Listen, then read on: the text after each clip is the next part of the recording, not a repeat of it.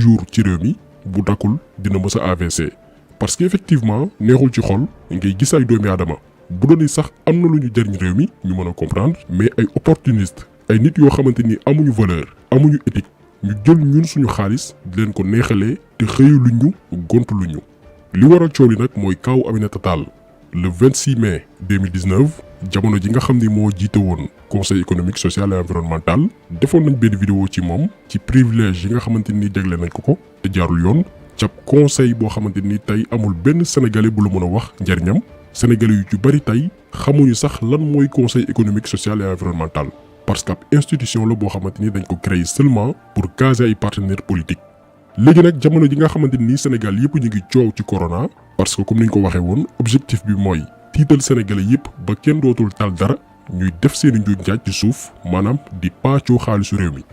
vendredi 17 avril 2020 période bi nga xam ni couvre-feu mi ngi am ci réew mi ba léegi ñu interdire sénégalais yi di circuler tere ñenn ñi ñu liggéey parce que ñu ci bari tey seen liggéey doxatul borom restaurant yi fast food yi ak ay yeneen xeetu liggéey. Macky Sall naan institution yi nga xam ne ñooy leble xaalis bal lañu suñuy bor parce que weer yi ñëw dina métti lool ci ñun période boobu noonu ndekete Macky Sall mi ngi signé benn décret ne képp ku mus a nekk président conseil économique social et environnemental dañ lay sargal maanaam ku ci mel ni Aminata Tall bi nga xam ni jiiteetul conseil boobu noonu Mimi Touré moo ko remplacé léegi dañ koy jox salaire bu toll ci 4 500 000 francs yu tojul dërëm weer bu yàlla sàkk. jox ko benn véhicule de fonction benn oto bu ànd ak laissez-passer boo xamante ni amul àpp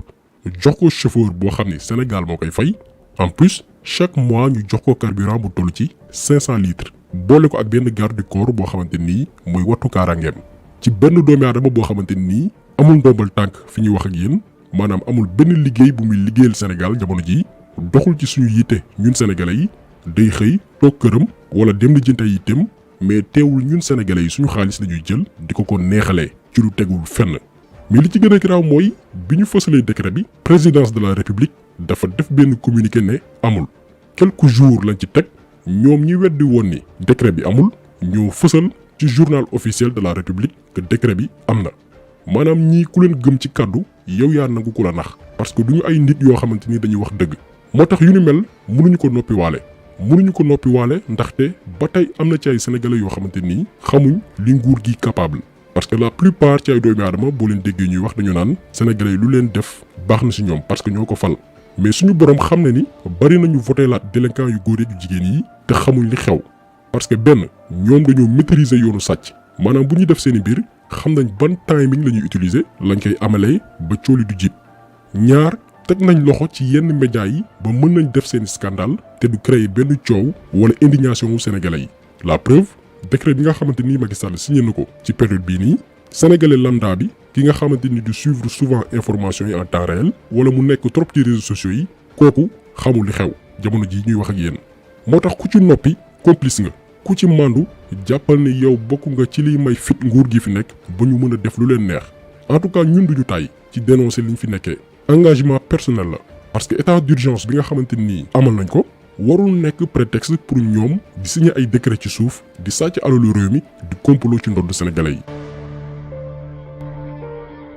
comme niñ ko souligné sànq bi Macky Sall di signer décret bii nii kenn foogeewu ko woon biñ ko signé woon aussi ba document bi fuité rëcc ñu bari gëmuñu ko woon tàmbalee ko ci ñun ñii di wax ak yéen bu ngeen seetloo partagé wuñ ko woon ci suñuy page dañ ci teeyoon. parce que gaa xam nañ ni ñii ay woyu lañ capable nañ lu ne mais mosuñu woon yaakaar ni période bi nga xamante ni réew mi toll na ko ñii dinañ tal def yu ni mel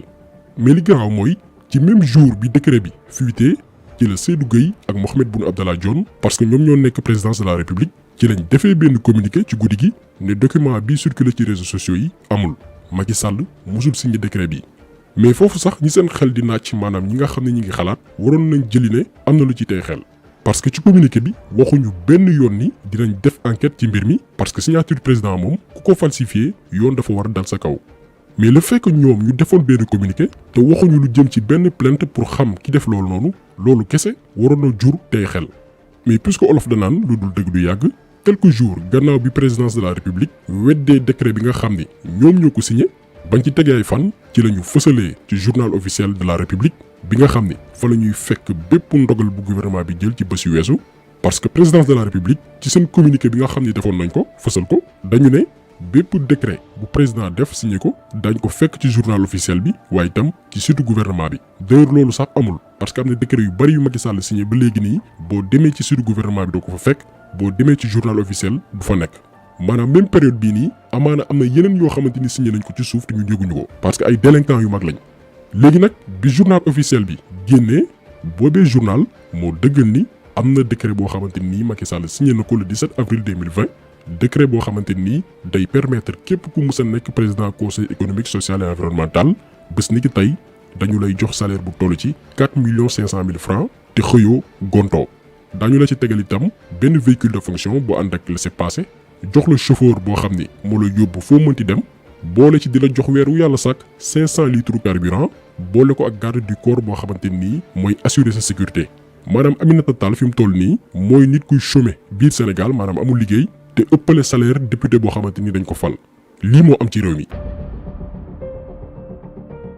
te même bu ñu demee ñoom ba weddiwaat existence su décret bii nii parce que mën nañ ci delluwaat ginnaaw amul dara loo xamante ni ñu ngi koy jomb mais même buñ ci delluwaatee ginnaaw ay fonctionnaires yi nga xam ne ñi ngi liggéey ci yenn institutions yi nekk ci biir réew mi ñoom ci seen wàllu bopp ñoo confirmer que ni décret bi am na parce que ñoom ku ci nekk fonctionnaires yi jot nga ay mail yoo xamante ni mooy dëggal boobee décret. ñun suñu administration bi ma nekk impôt et domaine saa yu gouvernement bi jëlee un acte secrétariat général du gouvernement da koy jox aux différents ministères yi jox ko seen direction de tutelle direction yooyu jox ko seen service de documentation ñu partage ko avec les agents yenn saa ñu def ci diffusion pour large diffusion ñun suñu direction jot nañu décret bi le 13 mai 2020 envoyé ko à tous les agents ci suñu intranet interne bu ñuy wax Outlook décret boobu mën na bañ a doon décret bu am bu dëgg. ñoo ko déggandoo moom Bassirou Diomaye Faye nekk fonctionnaire d'ailleurs bi mu teniree propos yi am na benn waaju malhonnête bu ne moom Bassirou Diomaye Faye dañ ko war a dàq impôt et domaine parce que day fësal ay secret d'état comme si que daal ku bokkul ci nguur gi boole ci di dénoncer li nga xamante ni ñu ngi koy def mooy sàcc yeeg njuuj njaaj yi yow amoo droit liggéey ci benn administration moo tax bu mu leen bett bés bu ngeen déggee ni Bassirou Diomaye Faye dàq nañ ko impôt et domaine parce que ñoom seen politique mooy nañu sàcc mais bu ko fi kenn waxee ku ko wax en tout cas boo nekkee fonctionnaire dinañ la sàkkal pexe léegi nag yow yaay xool en tant que fonctionnaire soit da ngay wax dëgg te yàlla rek tax wala da ngay def li nga xam ne mooy sale boulot comme ni ko ñoom Seydou Gueye di defee ak Boun Dionne parce que li gën a garaaw ci ñaari doomi aadama yooyu noonu mooy Macky Sall da leen di wax loolu dul dëgg maanaam ne leen dem leen wax lu dul dëgg kàcc te duñ ci am benn kersa ñoom li ñuy def fi mu toll nii dafa yéeme maanaam yow ngay liggéey ci biir présidence ñoom ñaar ñëpp xam xel que ni Macky Sall moo signé décret bii nii mais ñu yónni la ne la demal nga ni Sénégalais yi décret bi amul te yow xam nga ni décret bi am na seetoo yàlla seetoo sa njaboot yow poste moo tax nga jaay sa ngor ak sa dignité di wax loo xamante nii dëppoowul ak dëgg moo tax il faut que sénégalais yi yeewu xam ñan lañ ko sekkal non seulement ay délinquants yu mag la ñu amal affaire mais tamit ay doomi aadama yoo xamante ni duñu wax dëgg ñoom ñëpp nag bañ na ko ba Macky Sall bi mu recevoir woon rappeurs yi ñoom rappeurs yi biñ ko laajee ne ko président yaa waxoon da nga yokk fond bi nga xam ne jagleel nga ko culture urbaine Macky Sall moo leen tontu ni loolu pour neexal campagne la woon maanaam dama doon nar. ci biir waxtaan ñu ne ko mais yow monsieur le président en 2019 ci campagne électorale tu avais dit que da ngay yóbbu fonds des cultures urbaines à 1 milliard. mu ne mais loolu mu tooñ ñu ne loolu ay waxu campagne la woon dama doon neexal campagne bi. donc gis ngeen ni ñun ki ñu ne mooy suñu njiital réew ci wax lu dul dëgg la faloo bi mu faloo itam ci wax lu amul la continuer di yore réew mi mën nañ leen fi sideel ay cas yu dul jeex waxoon na fi ni day wàññi ministère yi bu faloo def ko day wàññi mandaam Fouras Tall Xadem du musa fal rakam moo ko tegoon après ci bopp caisse de dépôt et de consignation maanaam Macky Sall ay waxam jarul dóor sa doom moo tax parfois bu ñu gisee ay complexé di wax naan président institution la booy wax Macky Sall dee ci boole monsieur le président dañuy xam ni ñii ils n'ont rien compris xamuñ li xew benn yow amoo président ndax Macron moo koy jox ay ordre ne ko defal muy def mais tamit Macky Sall du wax lu mu gëm lu génn ci làmmiñam bi jarul dóor xale kon kii est-ce que mérité na suñu respect déedéet ndax saa yu yëkkatee kàddu wala ñu ko wër yëkkatee ay kàddu yëngal aras gis ngeen jamono yi doon coow médicament bi nga xam ni réew Madagascar trouvé na ko naan lu Sénégal di xaar Macky Sall daf ko woo moom président malgache bi comme si que mbir mi daf ko intéressé def commande publier ko Twitter pour communication ñun ñëpp mu bluffé ñu ndax ñu ndekete gëmu ci woon dara. garab gaa ngi Sénégal ba léegi kenn utiliser ko bari na ci ay abonné yu ñuy laaj naan garab yi fu mu toll mais li leen di xamal mooy garab bi kenn du ko jëfandikoo loolu moom leer na. daf ko defoon seulement pour bluffer sénégalais yi ndax sénégalais yi comme si que mbir mi daf ko intéressé alors que ñoru ko woon communication la woon. gouvernement bi coronavirus bii de war ngeen ci am lu ngeen ci jàngee li ngeen ci jàngee mooy xam ngeen ni nit ñi gëmuñ leen wóoluwuñ leen jàngoro joo xam ne yaa ngi koy gis man caa teg sa loxo di wax ni nit ki ne ko jàngoro yi jàngi ni mu lànk ne du jàngoro ji xam nga ne yow la gëmut li tax nag bu ngeen leen waxee duñ ko gëm nag loolu moo wat a seetaat da ngeen leen tàmm wax te li ngeen di wax doonu dëgg moo tax bi ngeen leen waxee rek jàngoro jaa ngi nii ñu ni du dëgg la waa ji waxoon rek laay wax bañ duggee ci oto bi accidenté ñu bari faatu ñuy génn néew yi di teg di génn ba yàgg ñu génne benn waaye mu ne faatuwuma de waa ji ne ko yii faatu na de ab politicien la day wax rek faatu na mu ne faatuwuma ñu ne ko faatu na de ab politicien day politique rek yóbbu leen ci ñi faatu suul ko loolu moo dal politiciens yii. leneen aussi li ñu gën a métti ci privilège yi Macky Sall jox Aminata Tall ci lu tegul fenn mooy période bi ñu ko def Macky Sall dafa def discours ne nous sommes en guerre mu décréter li nga xam ne mooy état d'urgence laaj loi d'habilitation maanaam jël ay ndogal te du jaar assemblée nationale chaque jour ñuy xëy di ñu annoncer ay cas juste pour tiital yóbbu suñu fit yi ba ku nekk yaakaar ne yow sa bakkan mi ngi ci xottu gerte suñu médecins yi di rey seen bopp ci hôpitaux yi nelawatuñ amatuñ vie de famille seen i njaboot gisatuñ leen. période boobu noonu moom Macky Sall di séddale ay millions moo tax comme ni ñu amee habitude di ko wax ku leen ni réew mi amul xaalis daf leen di nax Sénégal am na xaalis gu bari problème bi mooy xaalis bi benn groupe bu ndaw ñoo koy pàccoo seen biir bàyyi askan wi di dee ci torox tànge bu ñu jëlee rek kaawu Aminata Tall bi Macky Sall tey jox salaire u 4,5 millions ak oto teg ci chauffeur carburant ak garde du corps te amul benn poste Aminata Tall moomu noonu depuis 45 ans maanaam ñeent fukki at ak juróom mi ngi dundee xaalisu nguur te gisuñu lu mu jariñ Sénégal même maire Diourbel bi nga xamante ni jiite woon na ko askan wi ci boppam ñoo wax ni lam fa nekkoon maire yëpp daaw ñu ko teg bët.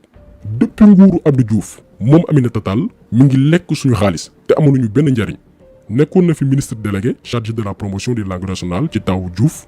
Abdoulaye Wade falu mu dem présidence jóge fa jàll ministère des collectivités locales en 2004. pare nekk ministre d'État auprès du président ba tey ci nguur Abdoulaye Wade jamono dox Abdoulaye Wade jëlee ko présidence remplacé ko ak ki nga xam ni mooy Zakaria Diaw moom Aminata Tall mer gedd ndax amatul ndombal tànk maanaam ay doomi aadama lañ ñoo xamante ni dañuy politique pour wut poste pour am xaalis mais politique guñu pour defar réew mi poste kese moo leen intéressé bi ko Abdoulaye Wade follee mu mer quitté maître Wade en novembre 2010 ne Wade trompeur la te amul teraanga bu ko maître Wade defalul mu jóge fa créer mouvement tuddee ko sellal Macky Sall falu jëlaat ko moom Aminata Tall muy wëy di lekk rek di dundee alalu askan wi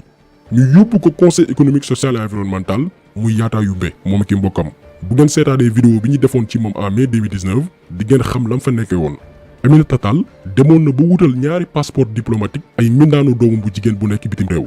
tey yoratul benn ndombal tànk teewul Macky Sall signé na ay décret di ko jox salaire ak ay privilèges yu dul jeex est-ce que yéen a ngi jàng parcours am depuis ay at mi ngi dundee suñu alal te amul suñu kersa amul lu ñuy rusee ñun nag ñu yaakaaroon ni ci période bii dañuy sargal suñu médecins yi ci coono yi nga xamante ni ñu koy daj te kenn mënu leen fay dañuy jàppale suñu ndaw yi nga xamante ni depuis bi corona bi duggee ci réew mi ñu ngi créer di innover ba si weesu partagé woon nañ suñu page Facebook benn cabine de désinfection boo xamante ni dañ ko waroon installé ci mosquée bu Touba cabine boobu noonu ngeen doon gis benn jeune sénégalais buy wuyoo ci turu Mountakha Koki moo ko créé mu mettre en place benn start-up maanaam benn entreprise bu ndaw boo xamante ni tey dafa waroon am financement pour produire ci cabine yooyu noonu lu bëree bëri ngir participer ci xeex lawu jàngoro bi nga xam ne mi ngi suñu réew mais ba léegi kenn faalewu ko mi ngi dem ak ay moyens boppam te soxla ndimbal ak jàppale te nguur gi moo ci waroon taxaw bu fekkoon ni xeex jàngoro ji moo leen taxoon jóg ak jàppale seeni doomi réew parce que Mountakha Koki moom bu amoon tey levée de fonds non seulement dina produire lu bari ci genre cabine yooyu noonu waaye tamit dañuy créer emploi mais dañu am gouvernement boo xamante ni amuñ vision comme ni ko Idrissa Seck waxee woon ne vision Macky Sall jam ñaajo layam li leen tax a jóg mooy politique bu salte pàccoo alalu réew mi maintenir maanaam téye askan wi ci ndóol ba ëllëg bu élection amee askan woowee ñu ndóolloo ba mu pauvre ñàkk torox ñu woo leen jox leen lu ñu dundee ñu topp leen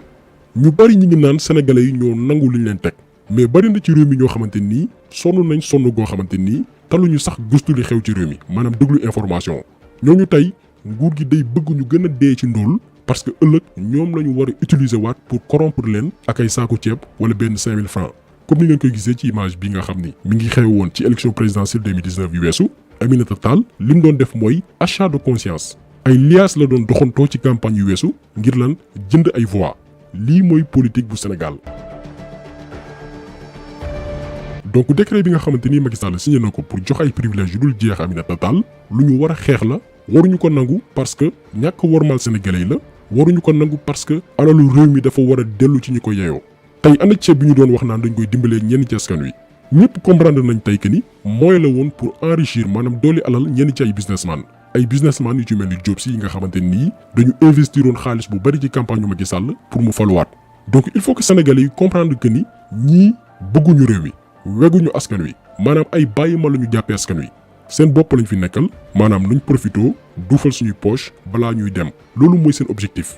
ñun nag duñu mës a noppi tey la xeex bi di gën a am solo parce que waxoon nañ ko Macky Sall tey coronavirus mooy la pour moom ngir def lu ko neex te kenn du ko wax bu ñu sañoon fii ba 2024 chaque jour corona la ñu waxtaanee ñun moom en tout cas kenn duñu détourné ci suñu objectif. parfois nga dégg am ku ne yéen da ngeen sévère ci gouvernement bi maanaam du ngeen leen may dara maanaam ay sénégalais ñooy gis li nguur gi di def ci biir réew mi taxaw naan da ngeen a métti ci ñoom yow ñi ngi paacoo sa xaalis doxuñu la cër ndax chaque jour ñu wax la loo xamante ni dara nekku ci dëgg. gis ngeen ci décret bii nii ni ñu waxee ni amul alors que signé nañ ko bañ xam ne ñoom décret bi am na maanaam yow ñoom dof la jàppee yoguñu la pour ñoom doo xalaat yoroo xel buy nàcc nga taxaw naan dee leen wax ci Macky Sall lu baax ñun dañu ne taxaw jàmmaarloo nguur gi nga xam ne moo fi nekk ci jaamu yàlla la bokk loolu foog mu leer responsabilité la boo xamante ni ñun ñoo ko jël suñu bopp parce que ñoo gën a yées ci nguur yi nga xamante ni ñoo fi jot a jaar depuis bi Sénégal amee indépendance ku bëgg nag déggu ñuy xalamal Macky Sall di ko wax lu ko neex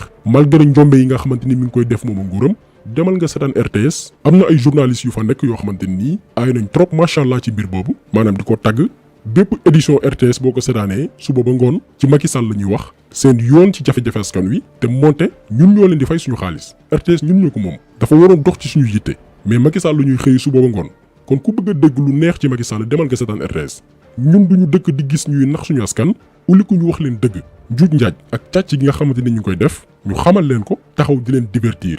maanaam ñun depuis indépendance ñu ñuy nax ñu bëgg tey ñu continuer waat di naxat sénégalais yi di leen wax ay débat yoo xamante ni amul benn njëriñ. donc mbir bi nga xamante ni am na signature décret bii nii premier responsable yi mooy Macky Sall Aminata Tall nag nit la koo xamante ni moom intérêt kese moo ko tax a jóg depuis temps wu Diouf mi ngi dundee ci nguur donte li muy def na xoolu ci yàlla ndax yaakaar nañ ni bu ci xooloon yàlla ak at yi nga xamante ni am na ko parce que am na lu toll ci juróom-ñaar fukki at ak lu teg kon bu fekkee ni moom xalaatul ëllëgam xalaatul bu fi jógee way gi mu fi bàyyi ñu mel ni ñun duñu taay di wax en tout cas archive yaa ngi fi ñun moom duñu def vidéo bàyyi ba kenn dee ñu koy dindi wala di ko tàggale maamam am na ñu fi doon def ay njombe di dundee askan wi ba ñu génnee àdduna taxul ñu supprimer vidéo yi parce que archive la pour que ëllëg ku ci nekk xam ñañ daan tudd ci nguur gi ku ci nekk la nga def ak lañ fi bàyyi comme héritage parce que ñun suñu histoire sax yàgg nañu présenté ay nit yoo xamante ni ñu jàppee leen woon ay référence di leen jàng ci biir école yi ndekete ñooñu ñoo gënoon yées ci suñu histoire moo tax yii yëpp ay archive la yoo xamante ni donte bu réglé wul daañu mën a ràññee ñi bëggoon réew mi di ko dundal ak ñi nga xamante ni ñoo doon dundee Sénégal te amuñ ci benn kersa donc jàngat bi tey loolu la woon ñu ngi leen di gërëm di leen jaajëfal di leen di daje beneen yoon ci beneen jàngat jaa ngeen jëf